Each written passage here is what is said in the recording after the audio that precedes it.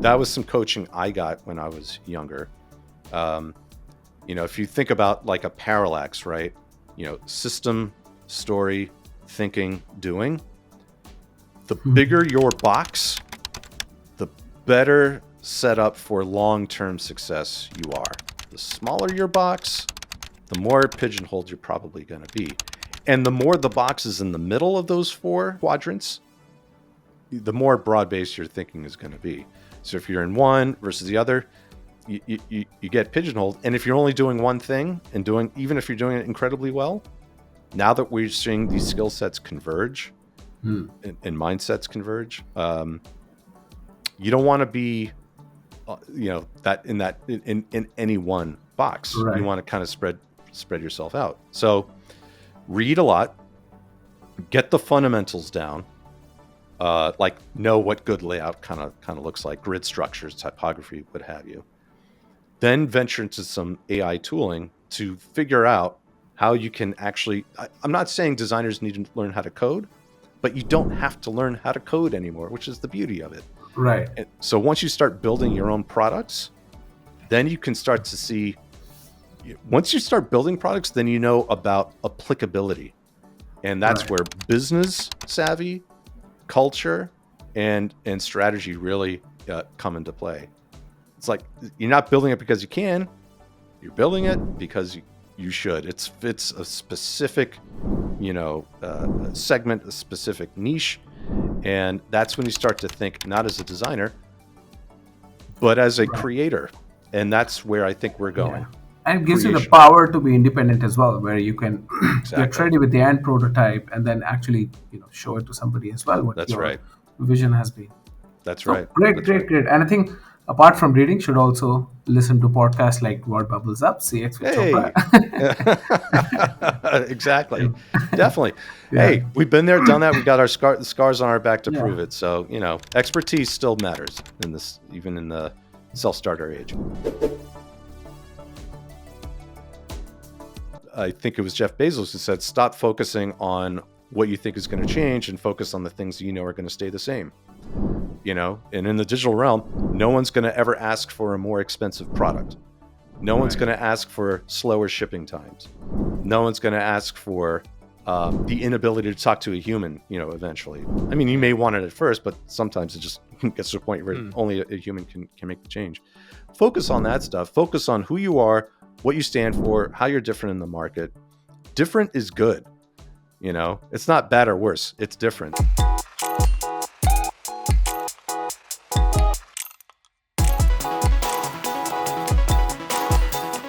Hi everyone, welcome to another episode of CX with Chopra, where we talk about everything customer experience.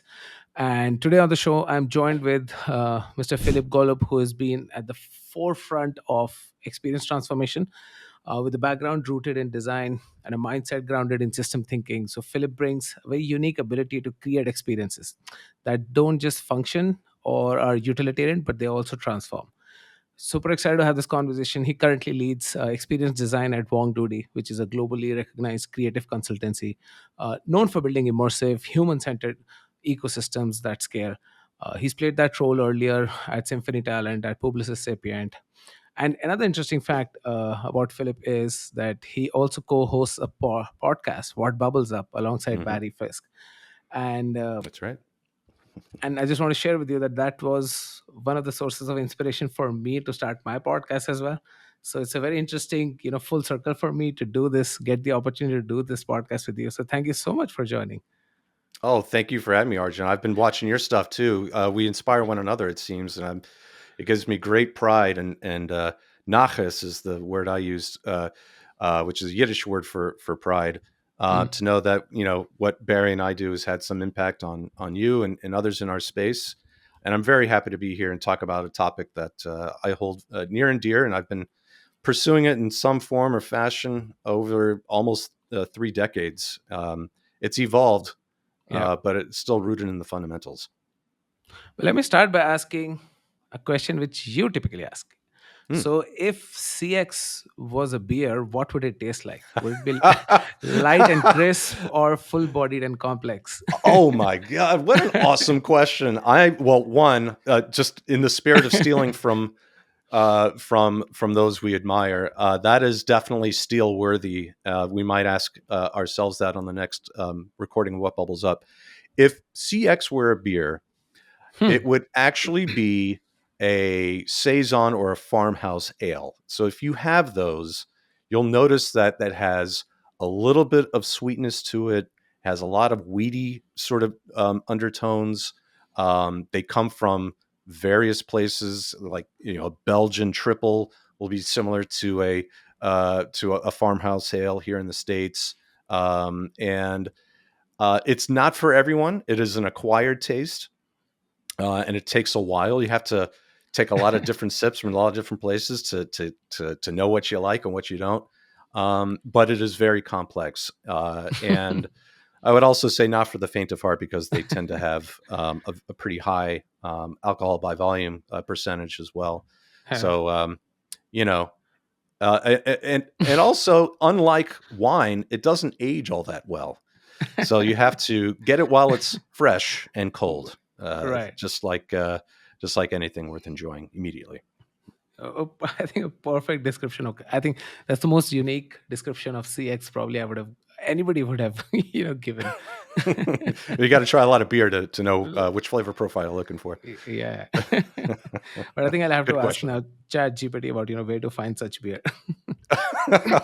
There is a place in Bangalore called 46 Ounces, which it's not close to you, but that's Huh. where I was last time I was in India, and they brew their own, and I Yeah. was very pleasantly surprised at the quality. They're mostly IPAs, which is Mhm. a different flavor, but if you ever find yourself in the Bangalore area, definitely check it out. Absolutely, I'll do that. Interesting. And and that brings me to the whole talking about point that we often say customer experience, Hmm. but we overlook the human behind the customer experience. Yeah, Because as soon as we say the word customer, we are being transactional. I feel, at least, right. we are Yeah. looking at a customer. There has to be a transaction. But if I am looking to design the experience for a transaction, Hmm. that's not going to resonate. I mean, it's probably will result in a conversion, but that's Yep. not probably going to get elevated to a brand loyalty, or a point where there's a brand connect that you want to build, Yeah. which will end up in longevity. Yeah. I would agree with that. I mean, it's shorthand. You have to find a quick way to define what it is you do. I've been doing this, like I said, almost 30 years. My own mother still can't quite define what it is I do. She's been asking me the same question since I left college. What do you do again? You're in computers, right? Yeah. Um, so to say I'm in UX or design or CX doesn't help her, but it does help clients understand value. And that's a big part of what CX is. It's about value. And then to elevate that, it's about values. And so where you find the Venn diagram between value, which is transaction conversion, share of wallet, and values, which is what you believe in, what you stand for, um, uh, what's important to you, what you prioritize. That gets into the more sort of empathetic aspects of brand loyalty. If you know me, if you see me, if you understand me, um, I'm not just buying from you. I'm creating and building a relationship with you. Hmm. Relationships are done between people. They're not done between bots. They're not done between systems. They're not done between platforms. Um, so this is why we often rely on the phrase human experience, Hmm. because it has various substages. I mean, uh, there's PX, which is product experience. There's BX, which is brand experience. There's CX, which is more sort of the service design angle, to look at 360-degree relationships.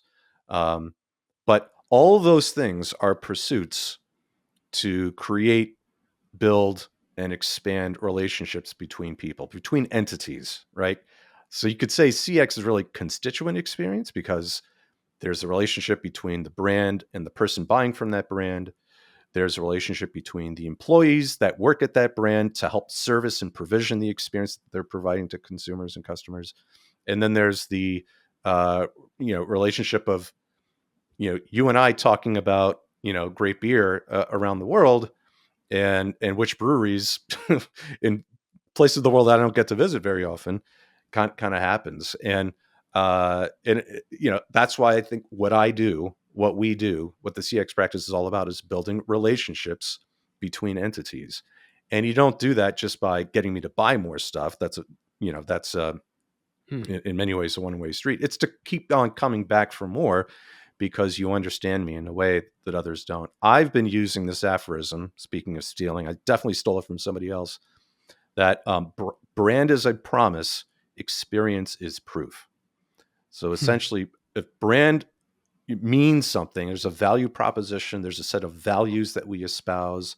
It is, our differentiating characteristics in the market. We stand for something, we believe in something, and there's a reason to believe in us.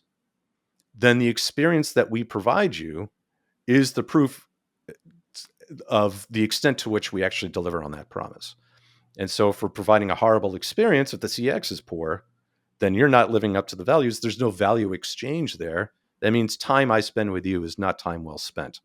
And so TLDR on that very long-winded screed is, CX is shorthand for something much bigger, much more meaningful, much more important, which is more important today than ever because the expectations of individuals, of consumers, of customers, whatever the C stands for, Hmm. is so much higher than it's ever been, that if you don't deliver on your promise, you're going to lose me.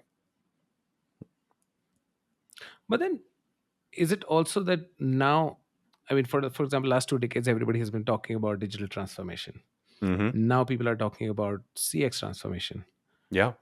probably post pandemic, maybe, because that's where the whole comparison shifted big time, where let's say the banks are no more competing with other brands on CX, probably they're competing with an Amazon, Yeah. right? I mean, That's right. big hotels are now competing with an Airbnb in terms of experience that they have to give. Mm-hmm. But now I feel it's again becoming a very important topic across organization, because with the whole promise of AI, the big fear is that how do we humanize it, because it's going Yeah. to dehumanize it to a certain extent. Mm-hmm. Is where you're Yeah. also seeing that shift happening, where not a shift but focus, where people are saying, Yeah. okay, let's focus on. Definitely. There's always some sort of flavor of the day, right? Mm, Um, First it was mobile. Well, first it was the web, then it was mobile, and then it was social, and then it was, mm, dot dot dot dot dot metaverse, and then crypto, and then AI. Maybe I'm getting the exact order a little mm, confused, but that's about right. And all these things have been seen through the lens of capability.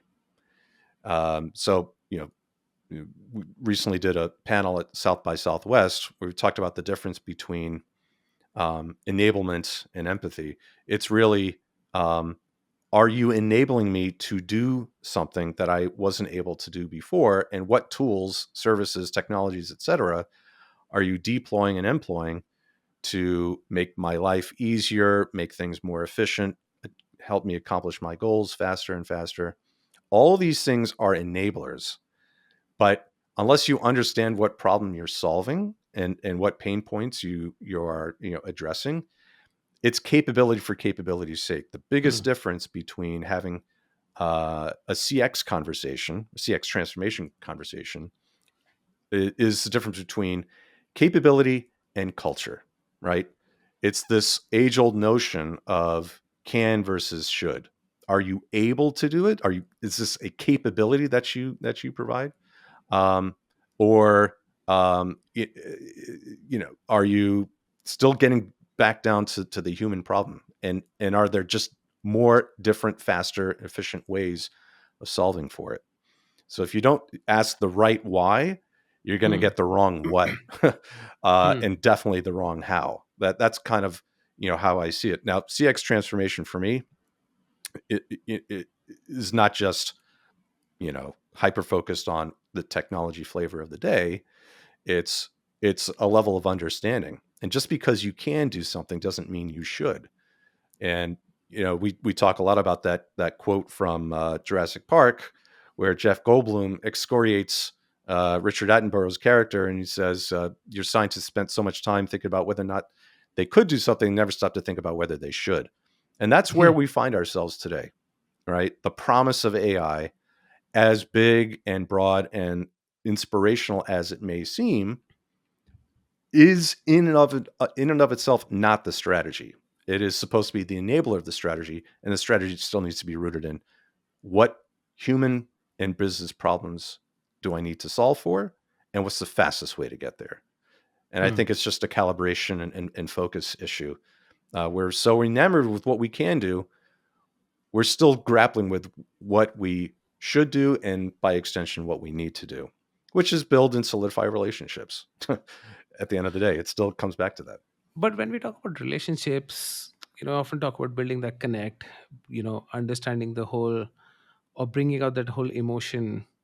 But how difficult it is to connect at an emotional level while creating a digital experience? Because I mean, if I look at 5 years ago, probably, or 10 years ago, Mm. eh, from a design, again, I'm coming not from a design background, but everybody what I saw was going the Google way. Have a Yeah. simplistic design, very utilitarian, few clicks checkout, all those things. But if I'm a Gucci, I'm buying a $2,000 jacket. I Mm-hmm. don't want to buy it in 3 seconds. I probably want to spend some more time. I don't want to understand more. So the whole point Sure. that you're saying, and you need to understand the what and the why, Mm-hmm. what's important for our brand, and probably for the people who are engaging with our brand. So where I'm getting it to is that now with AI and all these tools or capabilities, Mm-hmm. these are mostly enablers, right? It's there, Yep. but then how do we use all this to drive that emotion?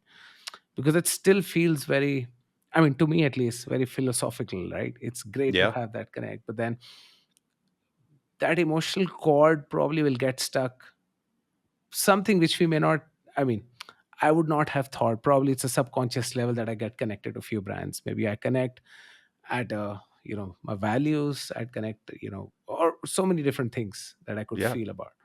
But Yeah. for digital experience, how do you go about that? I mean, and how difficult it is to convince clients to come out of their conventional thinking that Yeah. it's not just Well, a website that'll do a tick or yeah. yeah. I think about this a lot. Especially when you see all of these luxury brands even Hmm. buying into the uh, de-differentiation of even their own mark. Like you see what happened with Jaguar. Um, Hmm. uh, you know, uh, I could probably think of a bunch of others, given more time. But even their I think Balenciaga even their aesthetic has leaned into the sparse and the spare, Hmm. where in their whole brand essence, their brand equity lies in affectation, lies in augmentation and ornamentation. Once you start to strip that away because it looks like a more modern Modern. brand, Hmm. you do lose something in the process. But keep in mind, those brands, those high fashion brands, have a tangible, tactile product that they're selling. Hmm. If what you're selling is a purely digital product, then you Hmm. can't touch it, you can't feel it. Um, there are other ways to create brand essence. I mean, even Google, they just released Material 3 Expressive. Yep. And when you look at that, they're realizing, oh, it doesn't have to be this bland, sort of stale white, almost clinical approach to it. I also think it's a little bit of a, I don't know if myth is the right word, but um, technological, digital equals cold.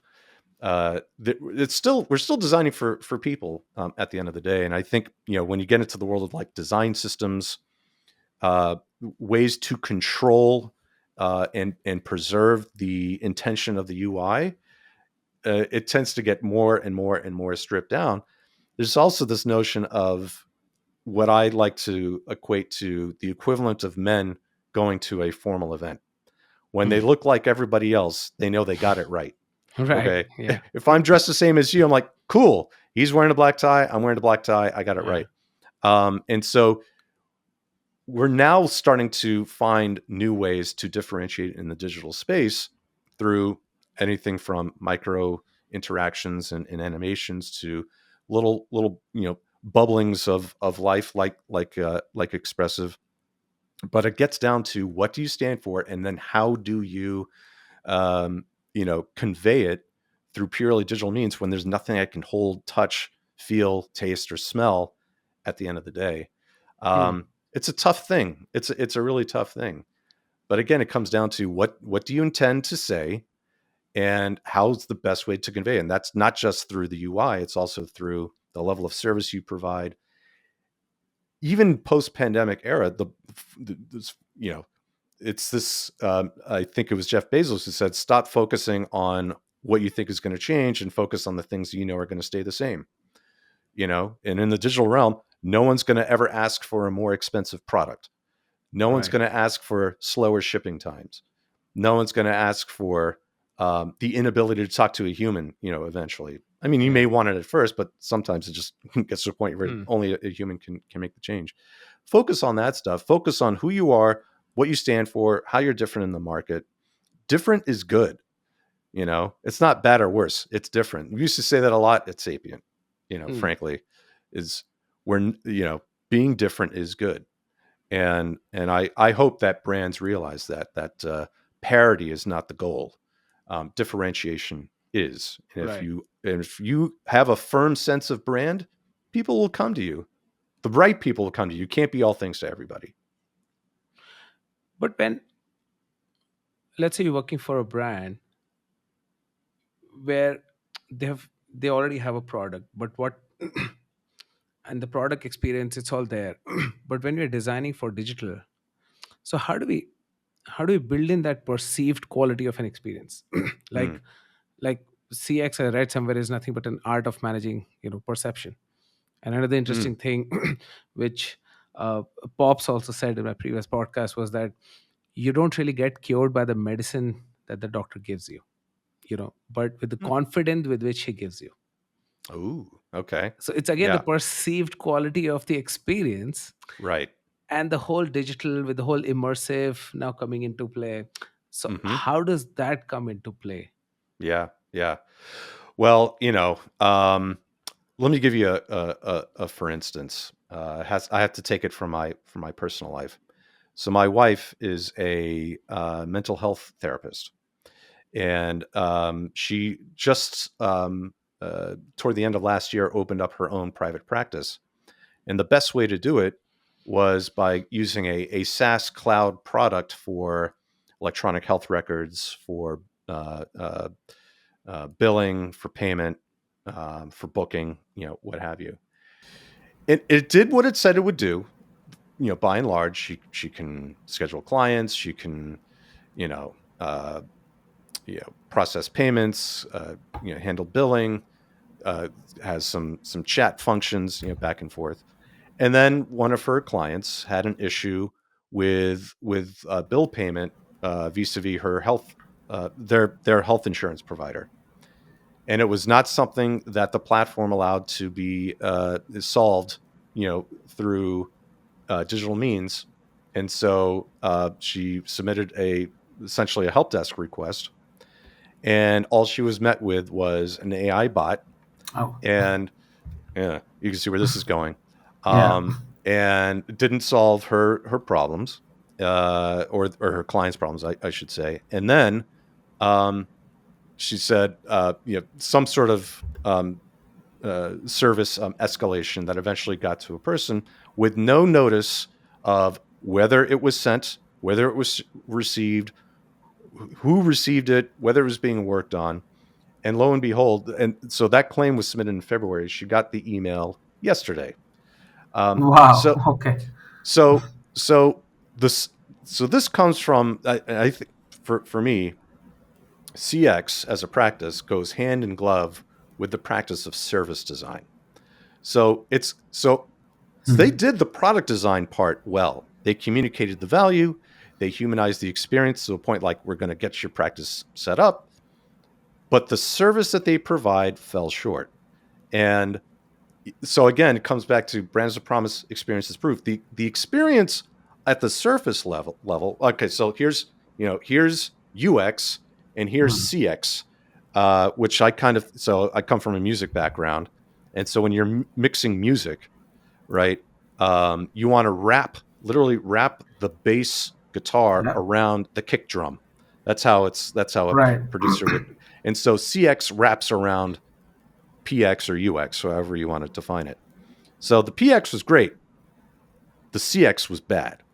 And um and so if that's still they solved one pain point but completely opened up a gaping wound for another pain point. And I would say that's bad CX. Great project experience without the CX and the service aspects surrounding it will kill your sort of will kill your brand. So how do you communicate Yeah. the value and values? Great products plus great service equals great CX, and you got to have both. And you can do that with intentionality and good copy, good layout. You could have augmented reality experiences if it's a physical product. All that stuff. This is enabling, you know, Hmm. or I would say augmenting let's say a shopping experience in really interesting ways. But when you have a problem, that's when brand relationships are built, not in the good Right. times, but in the bad. And that's what Um, it's a transformation. It's not just a wrapper that you have a good looking, interface. It has to be an overall, change rather in how do you Absolutely, do things. yeah. And interesting because we used to talk about earlier we used to talk about if an organization is digital native, and now I'm hearing AI native. That's a new term. Like Oh yeah. it's Hmm. it's like how you've born and designed how you Yeah, approach things. Yeah. yeah. Well, we could talk about that a little bit. I mean, AI native, AI first, and AI enabled, and those are kind of three different things. Um, I I don't know if this platform that my wife uses would call themselves AI native, Hmm. but they would certainly call themselves AI first, in that the first uh, touch point in problem solving is a bot, and that can create, as we already heard, all sorts of problems. But how do you maintain humanity in an AI enabled, AI first practice? Is fairly complicated, but when you think about the process of design, there are different tools for each stage of design that can maintain humanity throughout. That's always been the holy grail of tech enabled anything. It's not to replace, but to augment the humans that are on the receiving end, the servicing end and the receiving end of good CX. And so I think the process remains largely the same in terms of steps. There are steps that you can skip now, and there's certainly steps that you can accelerate, but you still have to follow what I use the HS3 methodology: hunt, shape, sprint, scale. And so you're still hunting for value, and there are ways that you can really accelerate that with good AI tooling. And there's some great products on the market that do that. AI enabled research, but not replacing customers, consumers, whatever you call it, with AI agents necessarily, but certainly rapidly accelerating the research and distillation process. And then there's amazing AI tooling around stimuli creation and Mhm. concepting, and then obviously AI tooling for the actual design process, all the new things that Figma has introduced. But I think what people are getting enamored with is skipping design altogether Hmm. and going straight to a working thing. And Hmm. that can be both a blessing and a curse. I mean, I personally, and I talk about this with Barry all the time, I'm very excited about um, the ability to go from idea to product overnight, Right. but the idea itself is still born out of insight. And I think I'm of the strong opinion that the people who are best suited for this day and age for real CX transformation are people who come from a design background. Because at the end of the day, if you're Right. still solving human problems, you're tied in as a designer to culture, to people centric problems, and people driven problem solving. Otherwise, it's about capability. It's for its own sake. We're doing it for people. They're doing it because you can. We're doing it because we should. And Hmm. I think that's a big difference. The why really, really still matters way Hmm. more than the how and the what. Interesting. And I read somewhere that when UX disappears, experience begins. So the whole thing has to be more like an invisible interface Yeah, that because it looks so seamless and organic that you sometimes feel, oh, that's how probably it was or should have been all this while. exactly, Yeah. exactly. Yeah, I mean, this is the other thing that gets interesting, right? If your job is no longer to push pixels, right? Hmm. And the glass is starting to go away, or at least the things that were on the glass start to go away. There isn't actually a UI. It's it's either text based or prompt based, or just an endless stream of content, so to speak, with real time results. Uh, your job is different. So I don't think design itself is going away, and designers certainly aren't going away. But the Hmm. but uh, the modality changes, the methodology changes, and the result changes. But the people who are on either side of that don't, and the things you're trying to Right. solve for don't. It's just not a UI challenge. It's more of it's sort of this, it's asynchronous, non-linear experiences as opposed to Right. more journey-based, sequential things. We're seeing things massively converge. Skill sets are converging, mindsets are converging, tool sets are converging, and then by extension, job roles are converging.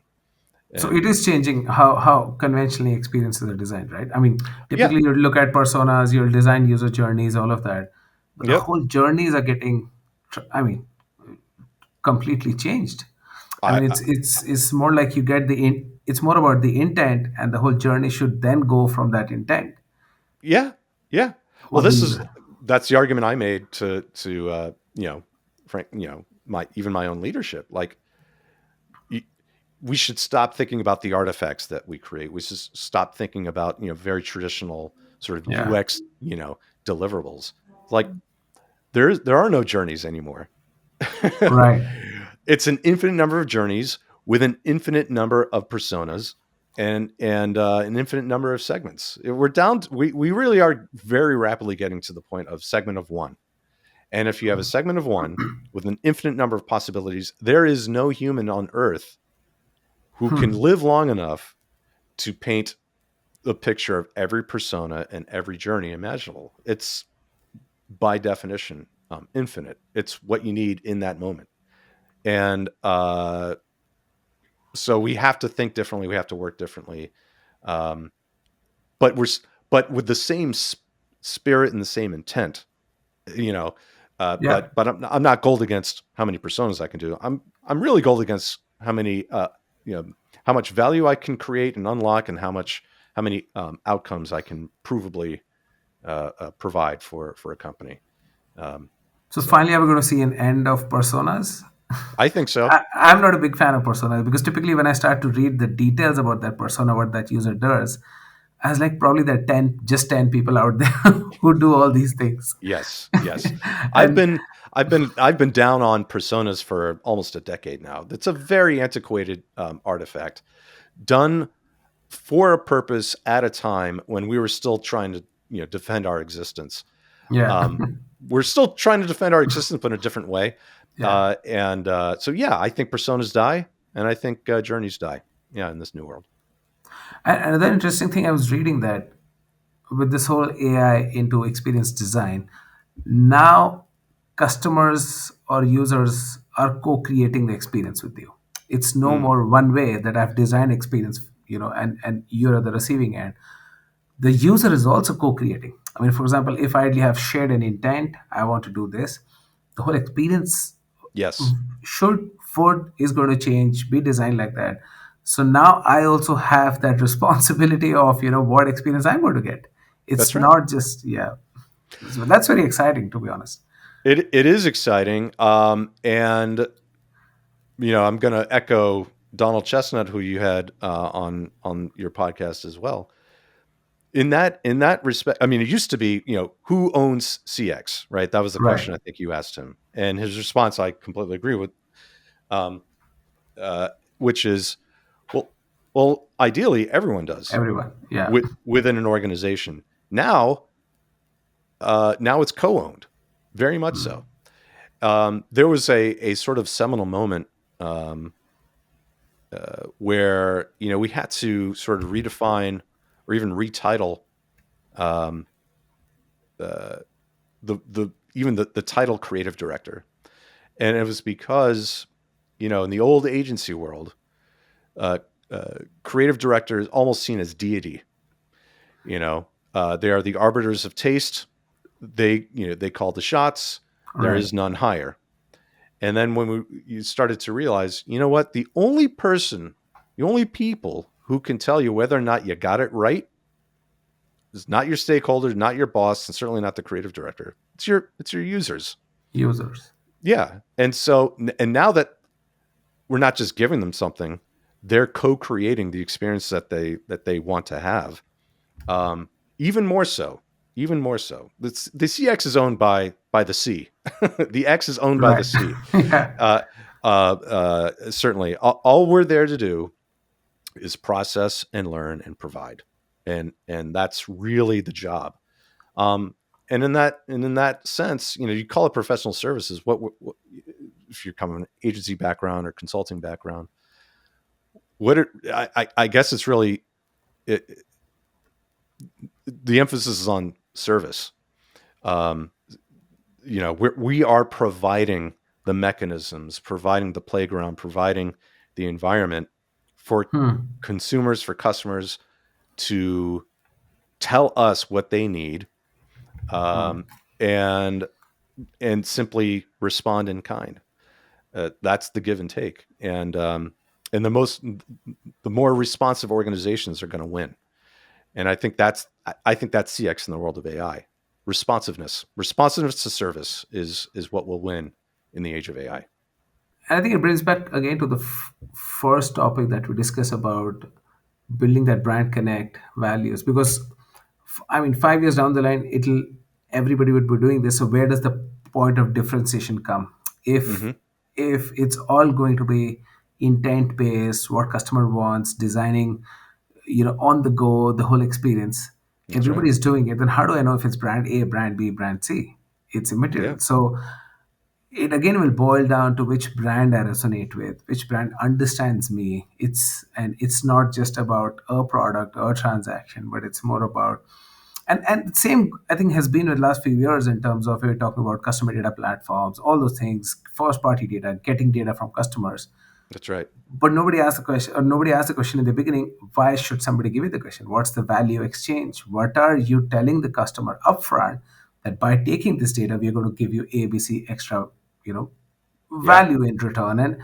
And for example, there are certain brands that I'm perfectly fine to share my data with, where Right. I know I have a strong trust in them. But there's certain brands, even if they give me something for free, I know there'll be a catch behind it. I don't want to share it. So I think that's where now it's going to be the very interesting phase where brands would be forced to think long term, Yeah. longevity, brand connect, and not just having a nice design, That's right. fancy design. It's so true. And uh, it was it might have been Jeff Bezos again, who said something to the effect of, the old rules are the new rules. Uh, you know, Peter Drucker, the father of modern business, said the number one the number one purpose of a company is to create and keep customers, and that that Mm. still very much applies. Um, and the best way now to create and keep a customer is again threefold: be true to your values, always provide value, and where you'll beat your competition is providing unparalleled levels of service. Mm. And that service is not necessarily going to be a human helping you, but it has to be through knowledge of Right. self and knowledge of them. And that's it's going to be very tough to do that. What I think is fascinating, though, is you coming from an analytics background, which requires an unparalleled level of knowledge around data, data sources, data clarity, data quality, and me coming from a design background. We meet in the middle, which is knowledge. Right. And the more you know, the more you show, essentially. And Right. that's where we find ourselves today. And one interesting trend I've observed is the whole immersive, brand worlds which are getting created. Like I think Nike had that Swoosh platform, Hmm. Gucci Garden in Roblox, which build like more like immersive, Yeah. digital spaces. Is it where you're looking at where where people are going to see where brands and community would blend in, and these would become like your new websites of the future? Mm, right. Yeah. It's funny. We were Barry and I on our podcast posed this very question to each other. All this news coming out. All the stuff that Figma is doing, like Figma sites, right? I can stand up a website in no time flat. Yeah. And why would you do that now when it's probably Mhm. one of the last touch points you'll have with a company in this day and age? You'll probably Yeah. find them on Instagram or Or WhatsApp. Yeah. WhatsApp, well before you find their .com. Yeah. It's an interesting dilemma slash opportunity. Especially, I mean, metaverse kind of had a fad. It got quickly wiped out, and I think we might see it reemerge now that we have. Um, um, I actually wonder if we're going to see like you know uh, Ready Player One type brand engagement where you buy through with cryptocurrency. You Hmm. engage with what seems to be an avatar, which is actually an AI bot in a metaverse with goggles on, while dressing your avatar in the latest Balenciaga fashions that are only digital in nature, Right. using the distributed ledger to know that that's my piece of Balenciaga apparel. Um, maybe I don't know, but that also seems to be also the antithesis of CX in a way Hmm. because I'm still not engaging with you as a person. It may seem like it. It may very well seem like it, but I'm not sure if culture will keep pace with technology, right? Uh, so, I was having a conversation with a client. He was like, business does not keep pace with technology. So, what are we going to do about that? I said something to the effect of, that may be true, but technology is far outpacing culture. So don't leapfrog culture to catch up Right. with the technology. You know, that's that whole can versus should thing. So can we build immersive worlds where I never have to interact with a human and I get even higher levels of service? We can. Should we? I'm not sure. I'm not sure if that's the world that I'm excited about. But I also have this a different perspective, which is that might be fine for somebody like me. But do I want to raise my kids in a virtual world? I think you got to know what's real before you can engage with something that's not. Is my kind of stalwart position on that matter. That Yeah. might be my old school ways kind of getting the better of me, but our job, whether it's coming from an analytics background or design background, is to create a world that we could not have for ourselves. And is that world less or more real than the one that we grew up in? I really hope, my hope is that it's realer because we have more knowledge, not less real because of that same level of knowledge. If that makes any sense whatsoever. Yeah, I but fret what about that. yeah, but what I think is, do we even have control over it? Or it's I mean, for instance, I've stopped looking fiction movies like fiction movies because Yeah. they're Right. becoming reality now, right? I mean, if you Yeah. look at the recent Mission Impossible, the whole war against the entity AI, it's Yeah. going to be, I mean, a real world problem, I think. If not I, 5 years down the line. yeah. I think that's a very real concern. A lot of people, everyone immediately jumps to Skynet. It's like, oh, Hmm. Sam Altman says we're closer than we've ever been uh, uh, generative AI. Uh, Skynet. you know, you know, uh, that's I maybe Hmm. I do hope that the Sam Altmans and the Elon Musks and the Jeff Bezoses of the world, um, apply human centered thinking Yeah. and ethics to their work. I haven't seen much evidence of them doing that, quite frankly. But OpenAI was supposed to be a nonprofit. It Hmm. was supposed to also have an arm dedicated to research and essentially cultural applicability testing, and that's going away. That's how they So all start. Yeah. that's how they start. That's Yeah. yeah, exactly. So I'm cautiously optimistic that our humanity will persevere, Hmm. um, and we're doing it for ourselves, not to ourselves. But I don't know. You need proper guardrails in place for that, and Right. they're being removed in real time. But while we're talking about this, I mean, there's still very few percentage of organizations which probably are, at the at the front runners, but there's still big laggards out there. But then, which are some of those industry where you feel that which are the laggards and they need to reimagine CX big time? Hmm. Well, that's interesting. What we're seeing. Hmm. Uh, so I'm gonna paint with a small brush because I want to maintain visibility into the trends I can actually perceive. And it seems like uh, energy companies, utilities companies, oil and gas. I wouldn't say they're laggards, but they are still learning the benefits of human centric design, Hmm. and which is a good thing because we made a lot of inroads with some very large companies who are still learning the benefits of design and CX. Um, and I think painting with a slightly larger brush, I think the B2B world are Right. behind the B2C companies in this regard. Again, the funnel is different, the sales and business model is different, and we've been sort of beating the drum of B2B is the same as B2C. It's just a different supply chain.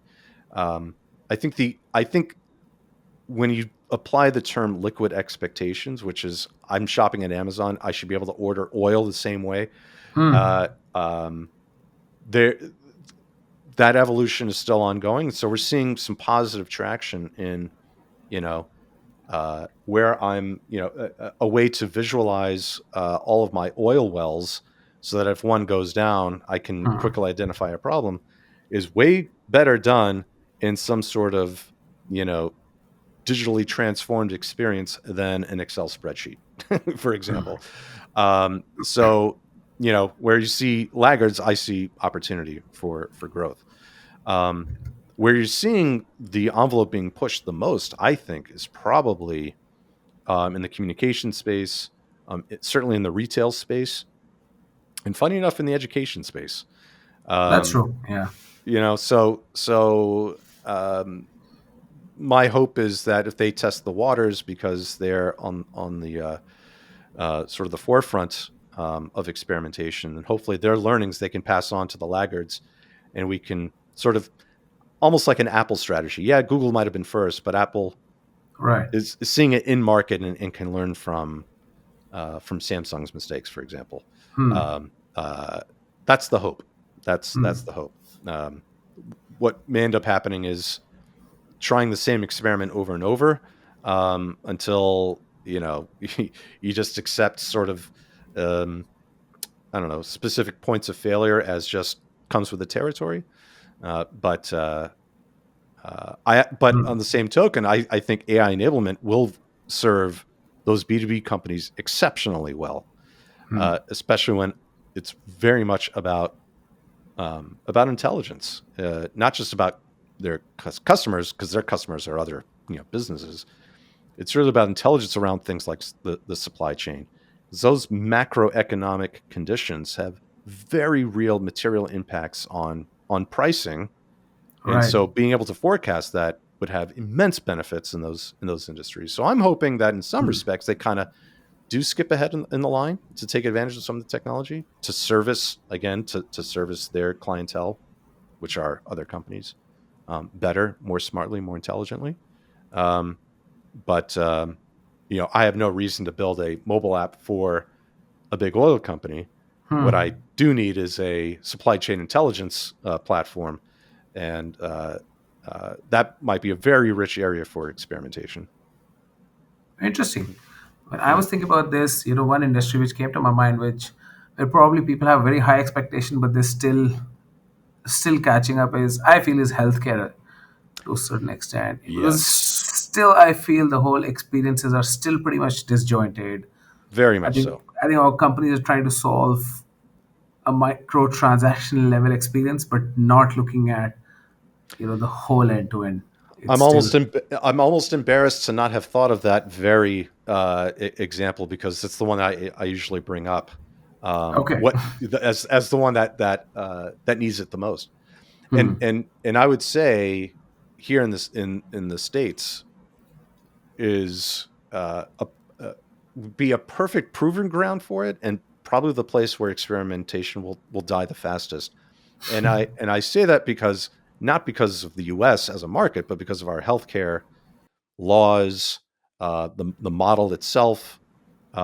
It's decentralized in a lot of ways. There are very a few controls, and when you start to apply, this is me sort of like a from a policy standpoint. Once you ascribe a profit motive to healthcare, uh, it's not about outcomes; it's about Right. cost containment, and that's not a great starting point for strategy for any business. If you're going to run it as a business, you should you should borrow from other industries and think about outcomes more than you think purely about cost containment. Obviously, anything with supply chain involved requires cost containment, requires cost Hmm. avoidance, but not when the outcome is a person's health. And so, if there was ever a spot to uh, explore some digital transformation Hmm. to increase health outcomes, it's the healthcare space and pharmaceutical space, by extension. Yeah. Um, Privacy laws, arcane funding models, all that stuff are real inhibitors to experimentation. And Hmm. the healthcare providers don't suffer. The recipients of the service do, and Hmm. that's a tough spot to be in. Yeah. I think another industry segment which I'm very hopeful should transform big way, hopefully with the whole immersive experiences, is travel. I mean, Mm.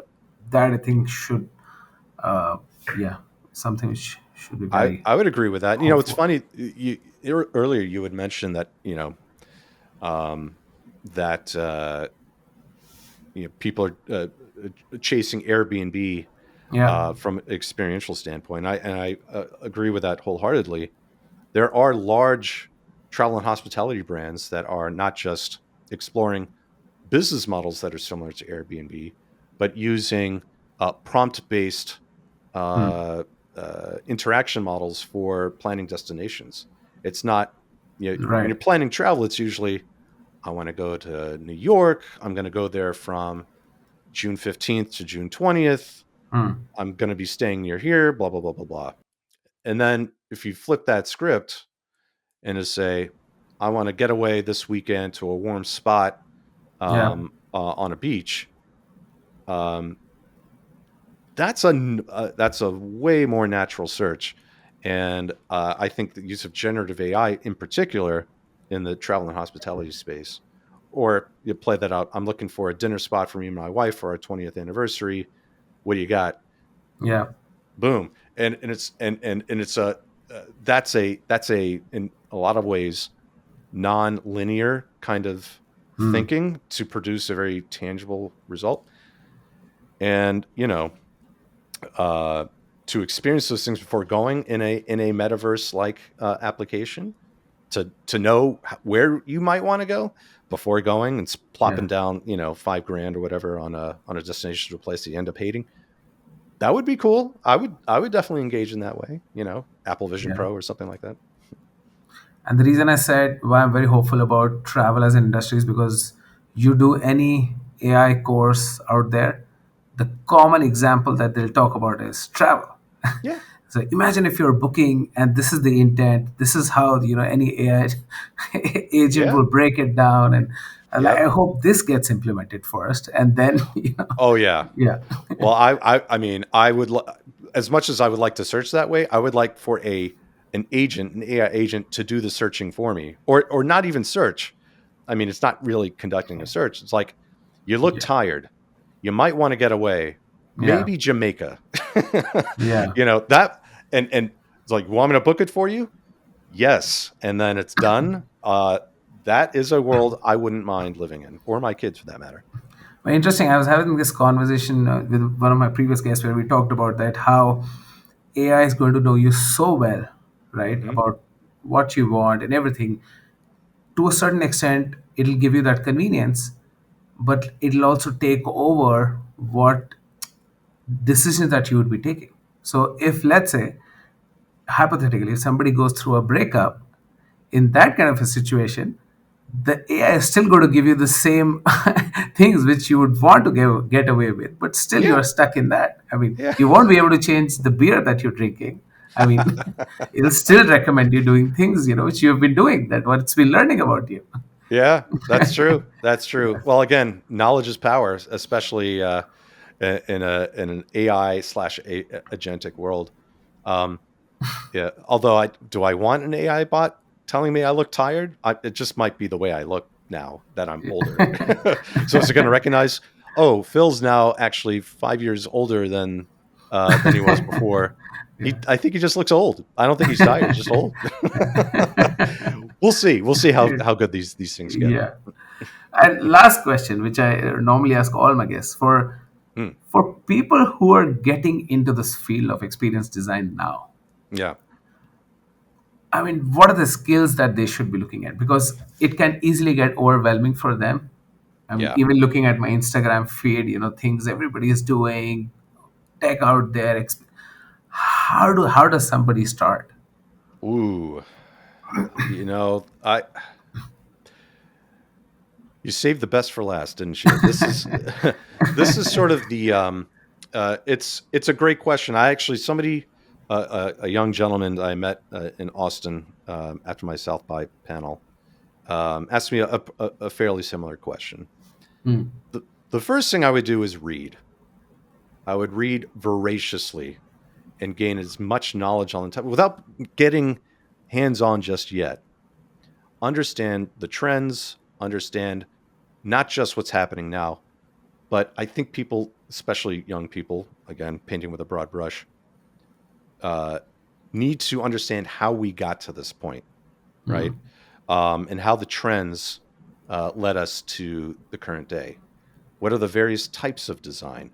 And I'm starting first from design, and then I'm getting into experience design, which Right. is I kind of separate the two. Um, the best experience designers today are those who don't think of them just as designers, but do have a sense of taste. They have a sense of layout and color, and they have a sense of, um, you know, let's just call it beauty. Okay, Hmm. typefaces, things of that nature. But the best experience designers today are polymaths. They understand quite a bit about design. They understand quite a bit about technology. They understand quite a bit about business and business strategy. They certainly are uh, well versed in matters of culture. And then you marry all of that up with um, Hmm. what you could sum up as innovation, but basically not where we are today, but putting all these Right. things together to know or have a sense of where we're going. And that was some coaching I got when I was younger. Um, if you think about like a parallax, right? System, story, thinking, doing. The bigger your box, the better set up for long-term success you are. The smaller your box, the more pigeonholed you're probably going to be. And the more the box is in the middle of those four quadrants, the more broad-based your thinking is going to be.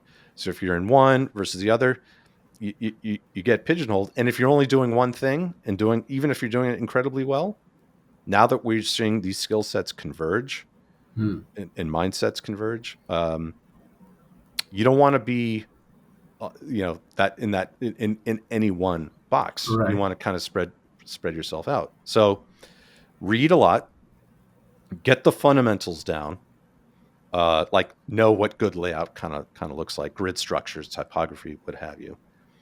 Then venture into some AI tooling to figure out how you can actually. I'm not saying designers need to learn how to code, but you don't have to learn how to code anymore, which is the beauty of it. Right. And so once you start building your own products, then you can start to see.